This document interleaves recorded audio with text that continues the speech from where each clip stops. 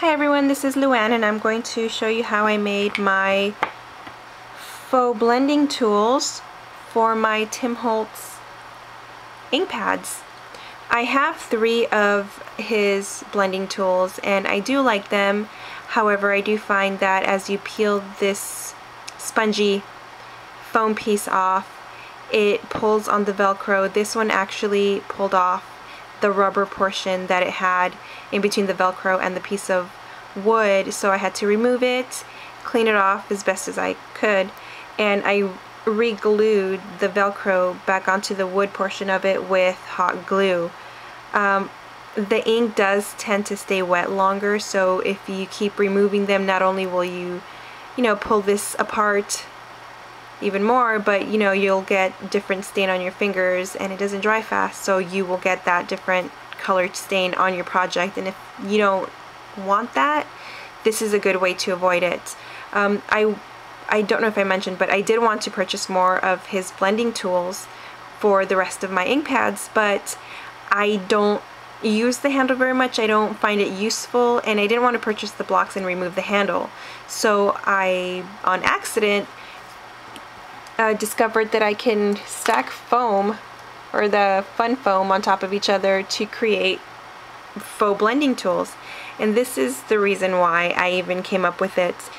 We put together this craft group at work to craft, obviously, but our first project is going to be for Operation Right Home, which is a project that or an organization that sends out greeting cards, or any type of greeting cards, to our troops overseas, and you need to stamp their logo, which is Operation Operation Right Home, on the back of all of their cards. So this is how I ended up mounting it. I don't have the cling foam, and I wasn't going to purchase one for this teeny tiny little stamp. So this is how I came up with creating these faux blending tools.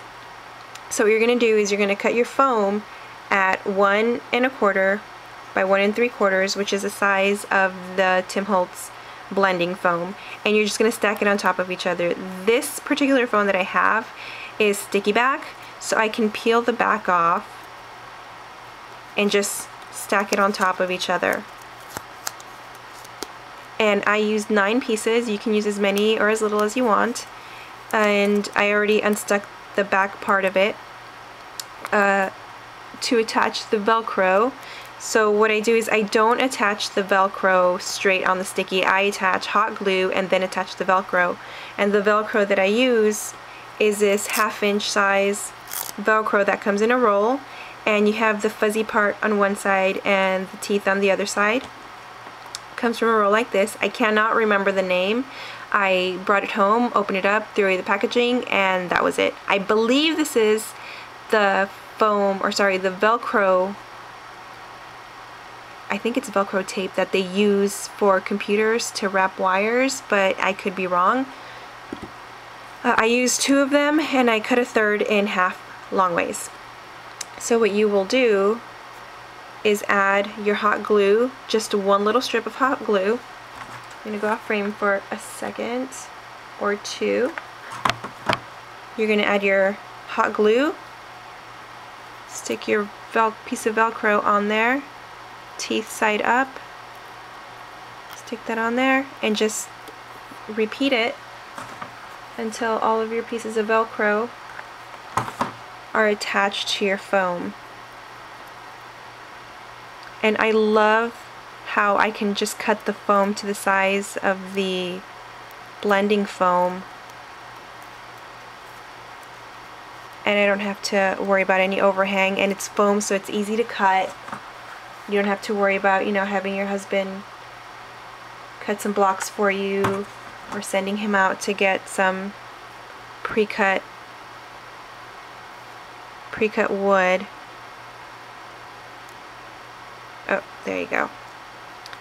So that's all you do. And I just stick mine in a little shoebox, a kid's shoebox, and I just kind of stack them like that in the shoebox. You can store them however you like. I did notice though that because the ink does stay wet longer, the way that I've stored them, you know, I get some of the ink on the other foam blocks, but it's not a big deal for me. I don't know. You know, it's you know, everyone's different. I didn't stack this one properly. I kind of started going crooked because I was doing it on camera. I wasn't really paying attention. I don't mind it. Some people might. I really don't have a problem with it, so it's no big deal. And with this little stamp, I stacked all of the foam and then I cut it. And when I cut it, after I mounted the stamp, after I cut it, I don't know if you can tell, but it sealed the foam together, so you can't peel it apart.